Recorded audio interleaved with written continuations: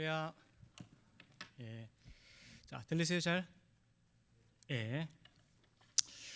자, 오늘 장로님께서 봉독해 주신 사무엘하 6장 6절부터 11절 말씀으로 은혜 나누신 말씀의 제목은 오벳 에돔이 받은 진정한 축복. 과연 진정한 축복이 무엇이냐 한번 살펴보도록 하겠습니다.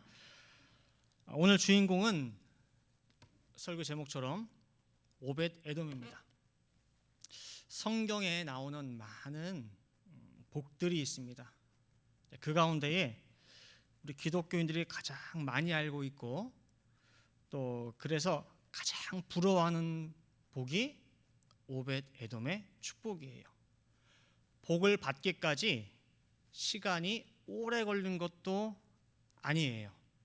즉각적이고 또 넘치는 축복이에요. 불과 3개월 만에 얼마나 큰 복을 받았는지 그 소문이 다윗 왕이 거하는 왕궁까지 들릴 정도예요. 예를 들어서 우리가 알고 있는 아무개가 돈을 많이 벌었대. 야, 사업이 승승장구래. 그 소문 나봐야 그러니까 주변 아는 지인들에게만 알 뿐이지 다른 사람들은 모르거든요. 근데 어찌된 영문인지 그 사람 소문이 온 LA에 다 파닥에 퍼질 정도로 그렇게 복을 받았대요. 불과 5월까지도 지난 5월까지도 그냥 그랬는데 어느 날 소문 돌기를 그 친구가 엄청나게 잘 됐대요. 그리고 LA에 다 났고 내 귀에까지 들어온 거예요. 근데 그 친구 이름이 뭐라는 거예요? 오벳 에돔. 그래서 이런 축복받고 싶지 않은 사람이 어디 있겠습니까? 그래서 누구나 어디 신방을 가거나 어디서 설교를 하거나 할 때에 오벳 에돔의 축복 말씀만 증거하면은 평소보다 아멘이 커요, 작아요? 커요. 무조건 아멘이에요. 오벳 에돔 축복 그러면은. 여러분들도 이런 축복 받고 싶지 않으세요? 아멘이죠. 당연한 걸 물으신다 할 거예요. 우리 성도님들 모두 한 사람 빠짐없이 이 오벳 에돔의 축복을 다 받아야죠. 받기는 받아야 되는데 우리가 안에 속 내용이 어떠한지를 한번 오늘 잘 좀 들어가서 심층적으로 살펴보자는 것입니다. 자, 한번 그 축복 속에 담겨져 있는 내용들이 뭔지 한번 보도록 하겠습니다. 첫 번째, 오벳 에돔은 생명을 내놓았습니다. 생명을 오벳 에돔은 내놓았습니다. 자, 다윗이 유대의 왕으로 있다가 전체 이스라엘 왕이 되고 나서 제일 처음 한 일이 뭐냐면은 하나님의 법궤를 모셔오는 거예요. 예전에 그 법궤를 블레셋에 뺏겼다가 다시 이스라엘로 돌아와서 기럇 여아림에 살고 있는 아비나답의 집에 지금까지 약 100년 정도 머물고 있습니다. 그래서 지금 이 상황이 법궤는 아비나답 개인 집에 있고 또 모세가 지었던 그 성막은 기브온에 있고 따로 분리되어 있는 가운데 있습니다. 그리고 초대왕 사울도 이 법궤를 다시 모셔올 생각을 안 했어요. 그러나 다윗은 언제나 처음 생각이 하나님이고 하나님을 가장 사랑했기 때문에 왕이 되자마자 한 일이 뭐냐? 국가적인 행사로 해가지고 이 언약궤 모셔오는 작업을 시작한 거예요. 그런데 그 법궤를 모시고 오는 과정에서 큰 사고가 발생을 했죠. 법궤는 반드시 제사장들이 어깨에 메고 운반을 해야 됩니다. 그런데 소가 끄는 수레에 법궤를 싣고 이동하는 과정에서 소가 날뛴 거예요. 법궤가 떨어지려고 하는 것을 우사가 붙잡다가 그 자리에서 즉사를 하고 만 것이에요. 자, 사무엘하 6장 6절부터 8절 말씀입니다. 저희가 낙원의 타작마당에 이르러서는 소들이 뛰므로 우사가 손을 들어 하나님의 궤를 붙들었더니 여호와 하나님이 우사의 잘못함을 인하여 진노하사 저를 그곳에서 치시니 저가 거기 하나님의 궤 곁에서 죽으니라. 여호와께서 우사를 충돌하심으로 다윗이 분하여 그곳을 베레스 우사라 칭하니 그 이름이 오늘까지 이르니라. 자, 여기서 한번 여러분들에게 복습 겸 질문해 볼게요. 여기서 우사가 뭘 잘못했습니까? 기억나세요 혹시? 소가 뛰고 법궤가 흔들어다가 떨어지려고 그래. 놔둡니까? 붙잡아야죠. 안 떨어지게. 우사가 뭘 잘못했을까요? 그 다음에 우사가 죽는 그 자리에서 다윗이 화가 났어요. 분이 났어요. 다윗은 왜 화가 났고 누굴 향한 화입니까? 기억나세요? 이것은요, 제가 지난 2월 16일에 보면은 하나님과 충돌한 우사라고 해가지고 설교한 적이 있어요. 혹시 기억이 안 나신다 그러면 유튜브 가서 보시면 되고요. 오늘은 이 내용이 아니니까 넘어갈게요. 자, 국가적인 큰 행사, 모두가 기쁘고 즐거워하는 가운데 벌어진 그 사고 다 얼어붙어 버렸습니다. 하나님의 진노하심을 몸으로 체감할 수 있는 두려운 상황이에요. 현재 지금 그 일이 벌어진 거예요. 평생을 전쟁터에서 살았던 다윗입니다. 사울 왕이 군사 3,000명 풀어가지고 자기 잡으러 다닐 때에도 눈 하나 깜짝 안 하고 잤던 다윗 왕이에요. 그런 다윗 왕조차도 지금 이 순간에 두려워서 벌벌 떨고 있는 상황이에요. 사무엘하 6장 9절 말씀에 다윗이 그날에 여호와를 두려워하여 가로되 여호와의 궤가 어찌 내게로 오리요 그랬어요. 이러한 상황에서 모두가 얼어버린 그 상황에서 법궤가 어디로 갔느냐? 오벳 에돔의 집으로 향한 거예요. 우리는 이미 결과를 알고 보지만은 그 당시 오벳 에돔은 자신이 복받을 것이다, 이 법궤를 모셔드림으로 우리 집이 다 복받을 거다 알고 모셨을까요? 그 당시 상황은 안 죽으면 다행이에요.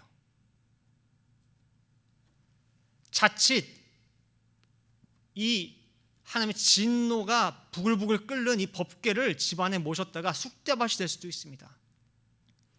왕도 무서워서 안 보신다고 손살에 치는 그런 상황인데 누가 무슨 책임을 져줍니까? 여러분, 법궤가 사실은 지금 이 상황에 갈 데가 없어요. 아무도 안 모실 거 아니에요. 왕도 싫다는데. 여러분들 살면서 혹시 오도 가도 못하는 그런 상황, 내가 아무 데도 좀 갈 곳이 없는 그런 신세 내본 적 있으십니까? 처량하죠. 그 상황에서 법궤는 오벳 에돔을 집을 향하는 거예요. 그런데 오벳 에돔도 두려워서 거부할 수 있어요. 그러나 오벳 에돔은 이 모든 걸 다 각오하고 하나님의 법궤를 모셔들었습니다. 내가 목숨을 걸어야 돼? 그럼 걸어야지. 죽는 것이 그 뜻이야? 뭐 죽어야지. 목숨을 걸고 법궤를 모셔드렸어요. 하나님의 구속사는요, 이러한 각오를 가진 자들에 의해서 전진해 왔습니다.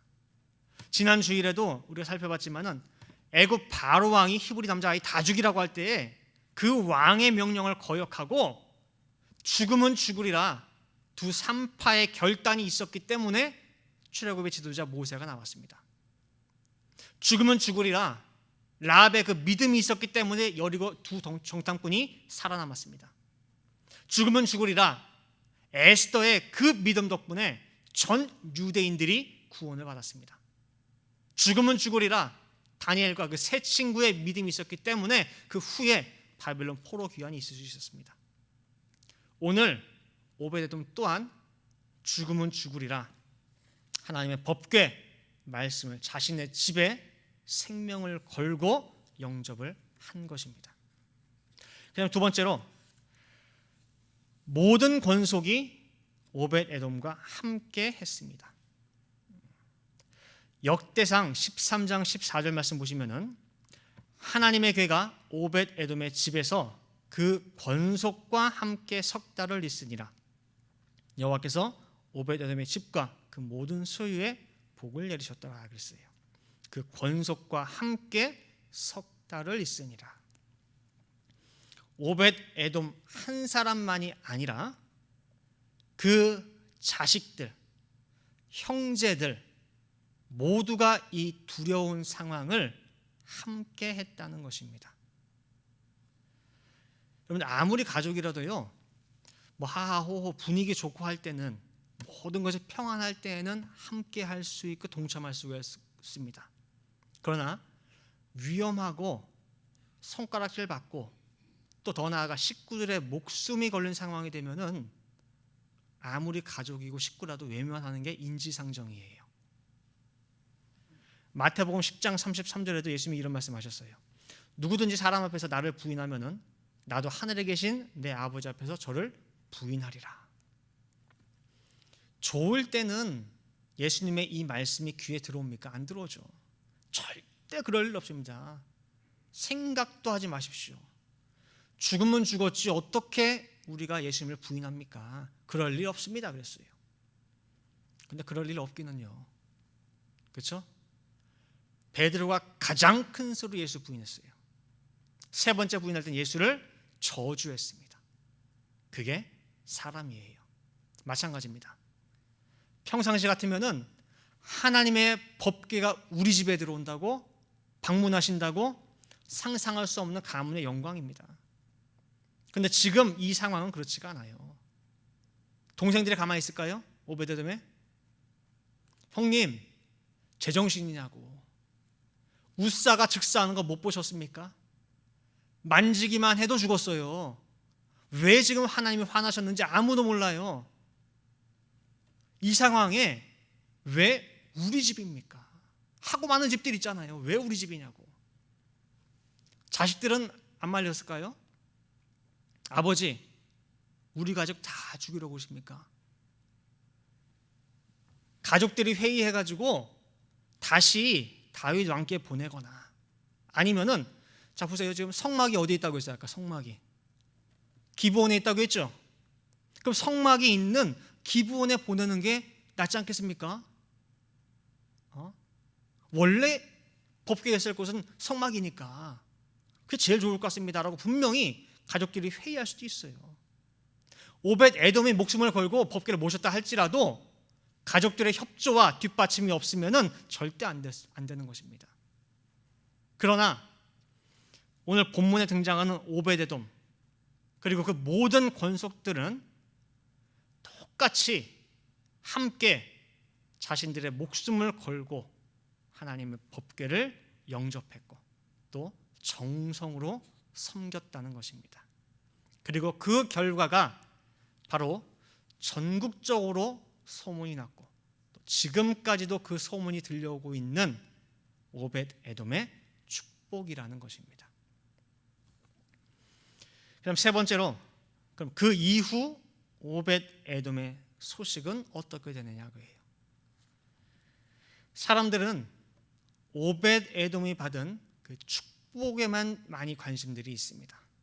그럼 그 이후에 오벳 에돔에 대해서는 어떤 일이 벌어졌을까? 그 이후에도 잘 먹고 잘 살았을까? 어땠을까? 그 이유는 뭐하고 지냈는지. 로또 맞은 것은 알지만은 그 이후 그 사람이 어떻게 됐는지는 사실 관심이 없었어요. 근데 여러 프로그램들이 한번 그것을 다 찾아봤어요. 그죠? 로또 맞은 사람들.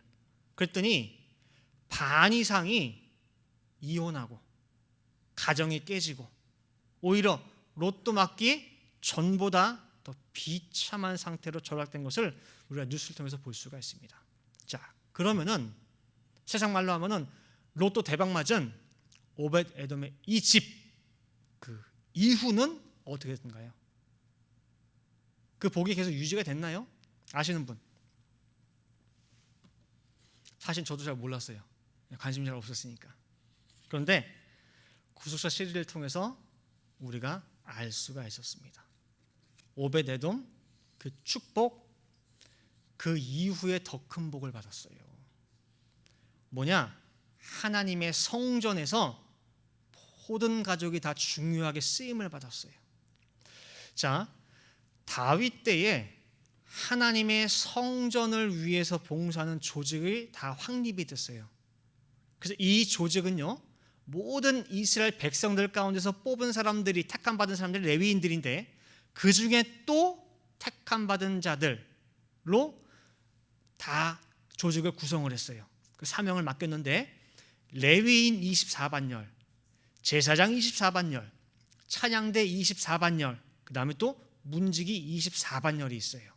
조직을 다 구성을 했는데 이 중에 문지기 24반열이 중에서 오벳 에돔 가문이 무려 13자리를 다 차지하고 있어요.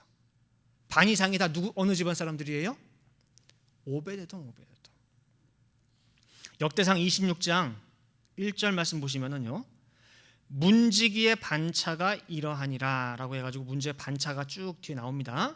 자, 26장 4절부터 5절 보시면은 오벳 에돔의 아들들 맏아들 스마야와 둘째 여호사밧과 셋째 요아와 넷째 사갈과 다섯째 느다넬과 여섯째 암미엘과 일곱째 일사갈과 여덟째 브울레데니. 자, 보세요. 명단 쭉 나오다가 이는 하나님이 오벳 에돔에게 복을 주셨음이며 라고 나와요. 뜬금없이 뭐가 나와요? 자식들 이름이 쭉 나오다가 하나님이 복을 주셨다는 거예요. 그죠? 이게 물질적 축복일까요? 이게? 또 다른 축복이에요. 그 다음에 이후에 또 명단이 쭉 나오면서 역대상 26장 8절에 이는 다 오벳 에돔의 자손이라. 저희와 그 아들들과 그 형제들은 다 능력이 있어 그 직무를 잘하는 자니 오벳 에돔에서 난 자가 62명이며 그래요. 오벳 에돔이 받은 또 다른 축복이 아까 말씀드린 대로 역대상 26장 5절에 나와요. 이제는 우리가요, 무슨 축복받았다 그러면 물질 축복이라는 그 개념에서 벗어나시기 바랍니다. 그거는요, 있다가도 없고 없다가도 있는 거예요. 오벳 에돔의 아들들 그 형제에 대해서 성경은 다 능력이 출중하대요. 어쩜 그렇게 다 능력이 뛰어나고 다 잘하냐 그 소리예요. 맡겨진 일이면은 크든 작든 흠잡을 것 없이 충성스럽게 일을 잘해. 오벳 에돔 그 한 가정만 아니라 함께하는 모든 형제들까지 전부 다. 자, 그러면은 그 집안 사람들이 원래 머리가 좋습니까? 원래 능력이 있는 그런 DNA를 타고났어요? 유전적으로? 이 능력 있는 사람들의 공통점이 뭐냐? 아까 말씀드린 대로 한 사람도 한마디 불만, 원망 없이 지극정성으로 법궤를 모셨던 사람들이라고 하는 그 공통점이 있어요. 그리고 그들에게 아까 역대상 26장 5절 말씀처럼 그 자녀들 이름을 쭉 열거하고 나서 하나님이 오벳 에돔에 복을 주셨으며 그러는 거예요. 자식들 같으면은 하나님이 책임져 주는 거예요. 하나님이 책임지고 키워주는 거예요. 네 자식 공부가 딸리니? 능력이 부족해? 하나님이 책임져 주셔요. 지혜 주시고 명철 주시고 능력 주시는 거예요. 아까 아들들 이름 쭉 열거하고 오벳 에돔에게 복을 주셨다 그랬죠. 자식들 형제들에게 주신 그 복이에요. 여러분들 세상 아무리 비싼 학원에 집어넣고 비싼 선생 붙여서 과외를 붙여도 그 자녀 마음속에 공부할 마음이 없으면요 백날 다녀봐야 헛수고고 속에 경을 낍니다. 마음이 없는데 무슨 소용이 있어요. 그러나 그 자녀에게 하나님 복을 주시고 은혜 주셔서 한 번 생각해 주시면은 부모가 100번 1000번 잔소리하고 걱정하는 것보다 훨씬 나은 거예요. 하나님 성전 문지기 24반열 가운데 오벳 에돔 집안 사람들이 반 이상 13반열을 다 맡아서 차지한 것, 능력이 있기 때문에 모든 사람들이 다 인정해 주기 때문에 그 중임을 다 맡은 거예요. 대단한 겁니다. 문지기 어떻게 생각되세요, 여러분들? 아무것도 아닌 것 같아 보세요? 아니에요. 우리가 에스겔 성전 공부하고 있지만은 에스겔 성전에 공부할 때 보면 그룹이 등장하죠. 알고 보면 이 그룹의 사명이 뭐냐? 문지기예요, 문지기 그룹. 창세기 3장 24절 말씀 볼 때에 아담이 선악을 알게 나무 열매를 따먹고 그 다음에 하나님께서 취하신 조치가 뭐냐? 생명나무의 열매를 따먹을까 봐 그 가는 길을 찢기게 했어요. 아무나 들여보내지 말라고. 누구로 하여금? 그룹으로 하여금. 그룹이 문지기예요. 아무나 그 자리에 세우는 거 아닙니다. 가장 충성되고 성실한 사람, 그런 사람 거기 세우게 돼 있어요. 그런데 그 자리에 누가 들어갔느냐? 오벳에돔과 그 자손 권속들이 다 들어가 있다는 것입니다. 이제 결론 맺도록 하겠습니다. 우리 늘 푸른 동산교회에 속한 모든 가정마다 제가 아까 서두에 말씀드린 대로 오벳에돔의 축복이 있기를 간절히 축원합니다. 여기서 말하는 이 축복의 의미가 설교 서두에 언급한 물질의 축복만 의미하는 게 분명 아닙니다. 자, 여러분들, 물질의 축복은요 아무것도 아니에요. 더 크게 볼 수 있어야 돼요. 자, 비유하자면은 물질 축복은 뭐냐면은 여러분들이 어디 가서 뭐 냉장고니 세탁기니 몇천 불짜리 막 사요. 그죠? 사면은 가끔 그런 거 사면은 이제 경품으로 뭐 주죠. 그냥 뭐 주잖아요. 고맙다고. 사은품 같은 거 뭐 줘요? 어쨌든 뭐 바가지 주기도 하고, 아니면 뭐 프라이팬 뭐 그런 거 주기도 하잖아요. 이렇게 뭐 몇만 원짜리 이렇게 해가지고. 물질 축복은 어떻게 보면 그 사은품, 경품 같은 거예요. 아니, 말씀 받은 우리 성도가 그냥 고작 그 바가지 프라이팬밖에 못 보면 되겠습니까? 예? 자, 솔로몬이 왕되고 1000번째 기도했죠, 하나님께. 그때 하나님의 응답이 솔로몬아, 그럼 내가 너한테 뭐 줄까 그랬어요. 그때 솔로몬이 구한 것이 맡겨주신 이 백성을 다스릴 수 있고 재판할 수 있는 백성을 위한 지혜의 마음을 구했어요. 그때 그것이 하나님 마음에 합하고 그 다음에 경품으로 준 게 뭐예요? 경품으로 준 게 부귀와 영화예요. 원래 솔로몬이 그건 구하지도 않았어요. 그냥 그거는 지혜의 마음을 구하다 보니까 뭐예요? 그냥 딸려온 거예요. 아시겠죠? 그 때문에 오늘 설교 제목에서 오벳에돔이 받은 진정한 축복이 뭐냐 할 때에 설마 그 축복이 이런 바가지고 후라이팬이겠어요? 아니란 얘기예요. 그럼 뭐냐? 오벳에돔이 받은 진짜 축복이 뭐냐? 아까 잠깐 말씀드렸죠? 자식들을 하나님께서 권념하시는 축복. 그 다음에 더 진정한 축복은 뭐냐면요, 잘 기억하세요. 하나님이 찾아가는 축복이에요. 하나님 법궤, 하나님 말씀이 찾아가는 축복, 이것이 진짜 오벳에돔 축복의 알맹이라는 거예요. 자, 어떻게 찾아가셨는지 한번 그 법궤가 오벳에돔 집으로 찾아가는 내용을 잠깐 살펴보겠습니다. 사무엘하 6장 10절입니다. 자, 사무엘하 6장 10절 말씀에 여호와의 궤를 옮겨 다윗 성 자기에게로 메어가기를 즐겨하지 아니하고 치우쳐 가드 사람 오벳에돔의 집으로 메어간지라 그랬어요. 이것이 뭐냐면은 이제 우사가 그 자리에서 즉사하고 나서 벌어진 일이에요.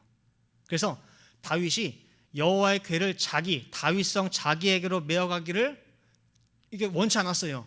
그리고 어디로 갔어요? 오벳에돔의 집으로 가는데 치우쳐라고 하는 특이한 단어가 나옵니다.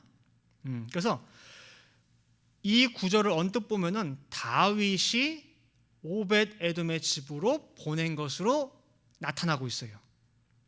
그리고 다른 번역본들이나 영문 번역본들을 다 찾아봐도 예외 없이 다윗이 법궤를 오벳에돔의 집으로 보낸 것으로 번역하고 있습니다. 근데 이 원어를 통해서 한번 자세히 살펴보면은 또 다른 것이 나와요. 자, 치우쳐, 그 법궤가 치우쳐, 그 다음에 오벳에돔의 집으로 메어간지라라고 하는 이 그 히브리 원어가 한 단어로 되어 있어요. 와이야테우인데 와이야테우 그냥 기억 안 하셔도 돼요. 이 말은요 뭐냐면은 치우치다, 뻗치다, 그러니까 이렇게 뻗치다라고 하는 그 나타 동사의 히필형, 그러니까 사역형 3인칭 복수형과 단수엄을 가지고 있어요. 어렵죠. 그냥 뭐만 기억하냐면은 나타라고 하는, 그러니까 나타가 뭐냐면요, 이렇게 똑바로 가는 게 아니라 이렇게 옆으로 가는 거예요. 옆으로 방향을 이렇게 틀어버리는 거 있죠.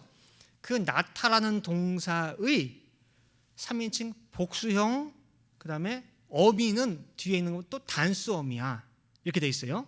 그래서 해석을 두 가지로 한다면은 그러니까 다윗이 그것을 법궤를 옆으로 돌렸다 할 수가 있어요. 단수를 기준으로 해석하면은. 근데 아까 복수형 3인칭이에요. 3인칭 복수형이에요. 그러면은 어떻게 해석할 수 있냐면요. 그들이 그것을 법궤를 옆으로 돌렸다 할 수 있어요. 그들이 그것을 옆으로 돌렸다라고 할 수 있단 말이에요. 그러면은 여기서 그들이 누구냐 그 소리예요. 법궤를 옆으로 치우쳐서 돌린 그들이 누구냐라고 할 때에 그 현장에서 누구밖에 없냐? 소밖에 없어. 수레 끌고 가는 소. 그래서 설마 소들이 방향을 오벳 에돔 집으로 맞추고 방향을 돌렸을까요? 말이 안 되잖아요. 그죠? 그러다 보니까 다윗이 법궤를 옆으로 치우쳐서 돌려서 오벳 에돔 집으로 보냈다라고 번역할 수밖에 없는 거예요. 그런데요, 우리가 한 가지 알아야 될 건 뭐냐면요, 소가 방향을 돌려서 목적지를 잡고 갈 수 있느냐 그 소리예요. 갈 수 있어요 없어요? 소들이. 예? 일반 소는 안 돼요.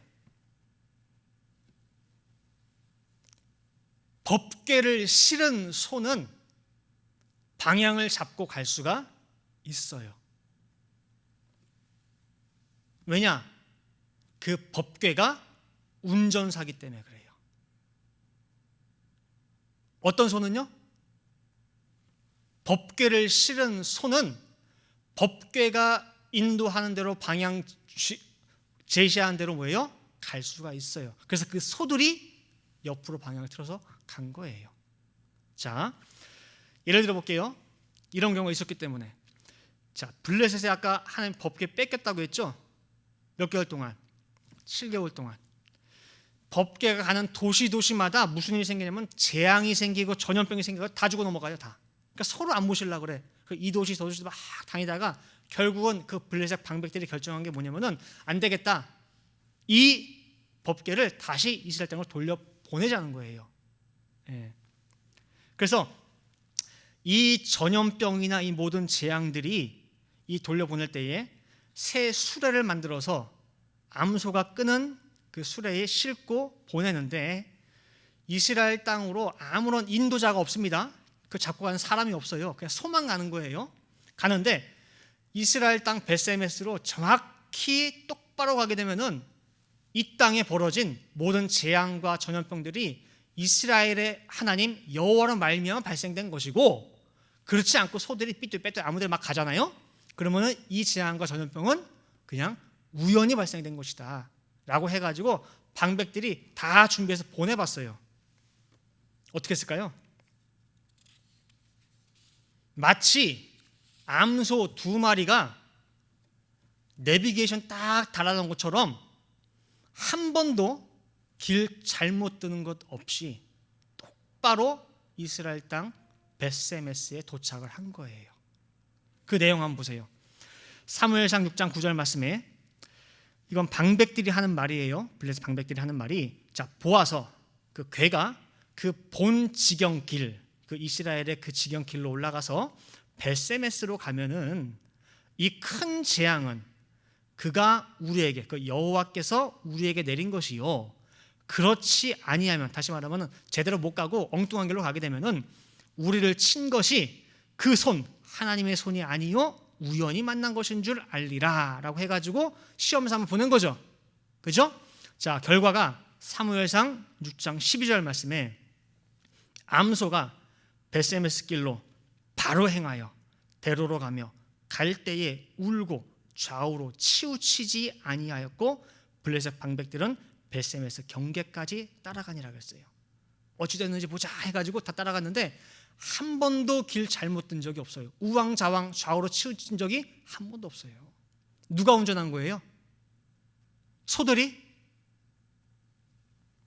우리도 큰 길 고속도로 타고 가다 보면요, 가다가 어떻게 해요? 길 갈라지죠. 그럼 사우스로 가야 되느냐, 노스로 가야 되느냐, 또 가다 보면 또 뭐예요? 57번 타야 되냐, 뭐 I5 타야 되냐, 뭐 나오잖아요. 갈림길이 나오잖아요. 곳곳마다 있습니다. 갈림길이. 이정표가 다 달라요.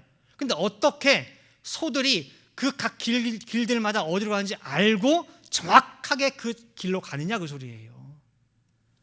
법궤가 운전을 한 거예요. 법궤가. 그리고 법궤가 운전을 한 것이 이번이 처음이 아니고 특별한 것도 아니에요. 이미 그 전부터 민수기 10장 33절 말씀 보시면은, 이거는 광야 출애굽한 이스라엘 백성들 얘기예요. 광야 노정 중에 그들이 여호와의 산에서 떠나 3일 길을 행할 때에 여호와의 언약궤가 그 3일 길에 앞서 행하며 그들의 쉴 곳을 찾았고 그랬어요. 광야 행진할 때에도 모세가 다음 텐트 칠 장소 찾은 것이 아니에요. 뭐냐? 하나님의 언약궤, 법궤가 먼저 출발을 해가지고 그 법궤가 여기다가 진쳐라 라고 해가지고 다 찾아준 거예요. 오늘도 마찬가지입니다. 오벳 에돔의 집으로 간 거 다윗이 보낸 것이 아니에요. 법궤가 그 집으로 치우쳐서 간 거예요. 법궤가 소들의 운전사가 돼가지고. 이걸 쉽게 비유하면은, 나타라고 하는 이 말을 비유하자면 이거예요. 어릴 때 보면 아이들 요만할 때 보면 이렇게 안고 병원 가야 돼. 근데 애들이 병원 가면 좋아합니까? 주사 맞으러 가야 되는데 안 좋아하죠. 그러니까 출발할 때 뭐라고 그래요? 과자 사러 간다고 하잖아요. 이제 그죠? 슈퍼 간다고 그러면서 안고 나와요. 꼬셔서 나옵니다. 그리고 애들은 모르고 안고 가다가 자다가도요, 병원 계단만 딱딱딱 올라가잖아요. 그러면 대번에 알아요, 아이들이. 그럼 깨가지고 그 다음부터 어떻게 해요? 아빠 품에서 바둥거리는 것뿐만 아니라 몸을 어떻게 해요? 이렇게 뻗대죠. 뻗팅깁니다. 마치 활심이 이렇게 구부러지듯이 몸을 그냥 막 이렇게. 그게 나타예요. 아버지는 일로 가는데 애는 가기 싫어가지고 이렇게 뻗대고 안 가려고 하는 거, 딴 데로 가려고 하는 거, 그게 나타예요. 뻗대다, 뻗치다는 거, 뻗치다, 딴 데로 치우치다. 그 모습이 나타인데 안 간다고 뻗대는 거. 법궤가 지금 그러고 있는, 법궤를 매여야 되는지, 사람이 매야 되는지, 소가 끌어야 되는지 구분도 못하는 그 다윗 성에 법궤가 안 가겠다는 거예요. 가기 싫다는 거예요. 사람도 마음이 맞고 뭔가 알아줄 때 그 집 갈 마음이 생기고 가서도 마음이 편안한데 지금 이 다윗은 안 맞아요. 지금 법궤 모시는 방법도 모르는데 무슨 그 집에 갑니까? 불편해. 그래서 법궤가 오벳 에돔의 집으로 치우쳐 간 거예요. 언제부터 그쪽으로 치우쳤습니까? 법궤가? 우사 짓고 나서부터? 아니에요. 아비나답의 집에서 수레에 싣고 나오는 그 순간부터 법궤는 오벳 에돔의 집으로 치우친 거예요. 그때부터 글로 가고자 한 거예요. 가고자 하는 방향은 지금 우사가 끌고 가고자 하는 목적지는 다윗성이에요. 근데 소들은 자꾸 어떻게 해요? 다른 방향으로 가려고 해요. 왜? 법궤가 그쪽 인도하니까. 근데 그것을 우사는 어떻게 하느냐? 힘으로 잡아 끌었던 거예요. 우사의 뜻이 뭐냐?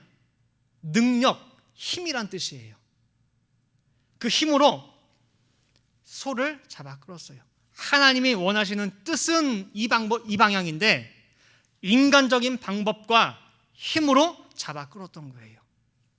그러다가 결국은 나곤의 타작마당에 도착해가지고 성경에 어떻게 나오냐? 소들이 뛰므로라고 나와요. 소들이 뛰므로 막 펄쩍펄쩍 뛴 것처럼 나와요. 근데 이것을 원어로 보면은요, 쏴메투 합 바카르라고 해가지고, 바카르는 소예요. 소들이 쏴메투 함으로, 이것은 펄쩍펄쩍 뛴 것이 아니라 쏴메투가 무슨 뜻이냐면은 놓다, 떨어지다, 해방하다, 그 뜻이에요. 다시 말하면은 소를 몰기 위해서 잡고 있던 소줄이 있거나 그랬을 거 아니에요. 그렇죠? 근데 그것을 우사가 잡고 있던 그 소줄을 놓치게 된 거예요. 놓다, 해방하다, 떨어뜨리다, 그 소리예요. 다시 말하면은 우사가 모는 방향과 소가 가고자 하는 방향이 만약에 같았으면은 그걸 놓칠 일이 없어요. 그래서 같이 그냥 끌고 가면 되니까 힘도 안 들이고. 근데 지금까지 계속해서 오는 가운데에 예를 들어서 애가 가기 싫다고 막 아까처럼 힘껏 뻗태고 그러면은 아빠가 꾹 붙들죠. 애는 뻗팅기고. 그러다가 어느 순간 팍 하면은 어떻게 해요? 아빠가 애 놓칩니다. 그런 상황이 발생한 거예요. 마찬가지로 소와 우사가 가는 방향이 달라요. 소는 이쪽으로 가고 우사는 완력으로 끌고 힘이 팽팽하다 놓치는 순간 뭐예요? 법궤가 덜컹 움직인 거예요. 그리고 우사가 붙들다가 즉사안이 발생한 거고. 처음 아비나답 집에서 나올 때부터 법궤는 치우쳐 갔어요. 결국 다윗 왕도 법궤가 원하는 곳이 내가 가고자 했던 다윗성이 아닌 줄을 알고 소들이 가는 방향으로 가도록 오벳 에돔의 집으로 보낸 거예요. 다윗도. 많고 많은 이스라엘의 집들이 있지만은 오벳 에돔의 집으로 법궤가 찾아가신 것입니다. 다윗이 성에 마련해온 그 장소, 크고 멋지고 좋죠. 그러나 거기가 아니라는 거예요. 오직 내가 가고자 하는 곳은 오벳 에돔의 집이라는 거예요. 이게 오벳 에돔이 받은 진짜 진정한 축복이 되는 것입니다. 요한복음 4장에 예수께서 수가성에 들리십니다. 제자들 볼 때에는 그냥 우연히 지나가다가 사마리아에 간 것처럼 보여요. 그러나 뜻으로 볼 때는요, 신령한 법궤, 말씀 되신 예수님이 일부러 그쪽으로 왜요? 치우쳐서 찾아가신 거예요. 일부러. 누굴 위해서? 수가성에 있는 그 여인에게. 갈망하는 사람, 기다리는 사람, 말씀을 사모하는 그 사람에게. 요한복음 12장 50절 말씀 보시면은 예수님 하신 말씀이 나는 아버지 명령이 영생인 줄 아노라. 내 아버지께서 내게 말씀하신 그대로 나는 행하고 이른다, 그 소리예요. 100번 말씀하시면 100번 다 아멘이에요. 순종하시는 그 예수님이에요. 그 예수님이 즉흥적으로 가셨다가 우연히 그 여자를 만나느냐? 아니에요. 예수야, 너 사마리아에 수가라는 성이 있어. 거기 가야겠다. 거기에 나를 간절히 찾는 한 여인이 있어. 가서 네가 만나. 아버지 명령에 아멘인 거예요. 뜻으로 볼 때는 법궤가 그 여인에게 찾아간 거예요. 자, 다시 한번 물어볼게요. 기억하세요. 오벳 에돔이 받은 진짜 축복이 뭐예요? 부자 된 거? 떼돈 번 거요? 좋은 직장 구한 거? 아니라고 했죠? 뭐예요? 하나님이, 더 밀으면 말씀이 찾아와 주시는 축복이에요. 이게 진짜입니다. 세상에서도 돈을 쫓지 말고 돈이 따라오게 하라는 말이 있잖아요. 마찬가지로 우리 성도에게 있어서 가장 큰 축복은 뭐냐? 하나님이 너무나 기쁘게, 즐겁게, 흔쾌하게 우리 집에, 나에게 찾아와 주시는 축복이라는 거예요. 그것을 명심하시고 이러한 축복이 먼저는 우리 가정에 임해서 우리 남편, 아내, 부모님, 또 특별히 사랑하는 자녀들이 정말 하나님이 찾아와 주셔서 맡아서 우리 아이들 책임져 달라고, 키워 달라고 기도하시고, 그 다음에 그렇게 하나님이 찾아오시는 축복이 내 사업체에, 내 직장에 똑같은 축복이 임하게 해달라고 기도하시기를 간절히 바라겠습니다. 그래서 우리 뉴일포인트 동산의 모든 성도 한 사람 빠짐없이 오늘 이 오벳 에돔의 축복을 다 받아서 누리시기를 간절히 축원하겠습니다. 다시 기도하시겠습니다. 사랑과 은혜가 충만하신 아버지 하나님, 이렇게 거룩한 주일을 맞이하여서 정말 하늘의 신령한 만나로 먹여주시고 또한 오벳 에돔을 통하여 저들에게 큰 축복 허락하여 주심을 아버지 감사를 드립니다. 정말 오벳 에돔의 축복에 대하여 저들 많이 들었고 또 간절히 원하고 있지만은 혹여라도 저희들 세상 무리 들므로 말미암아 그 축복의 주객이 전도되어 정말 하나님 보시기에는 너무나 아무것도 아닌 그런 물질의 축복만을 바라고 염원한 저희들의 모습은 아니었습니까? 다시 한번 돌아보는 가운데에 오늘 주신 말씀처럼 오벳 에돔의 진정한 축복은 법궤가 친히 그 집을 찾아와 주시는 것이 참 축복이고, 그로 말미암아 오벳 에돔의 집에 그 자녀들에게 복이 쏟아지고 그 모든 권속들이 능력과 지혜와 명철이 충만하여서 정말 하나님의 성전에서 크고 귀하게 쓰임받은 그것이 진정한 축복임을 저들 깨달았사오니, 이제는 모든 축복의 초점을 잘 맞출 수 있게 도와주시고 저희 모든 가정마다 정말 이러한 축복이 날이 오는 가운데에 선물로 주신 모든 자녀들 하나님의 권고하심으로 말미암아, 하나님의 책임져 주시므로 말미암아 정말 키가 크고 정말 나이가 들수록 정말 지혜와 총명과 명철이 충만할 수 있게 도와주시고, 먼저는 하나님 아는 지식이 넘칠 수 있도록 인도하여 주시어서 하나님을 위해서 크게 쓰임받는 일꾼을 다 되게 허락하여 주시옵소서.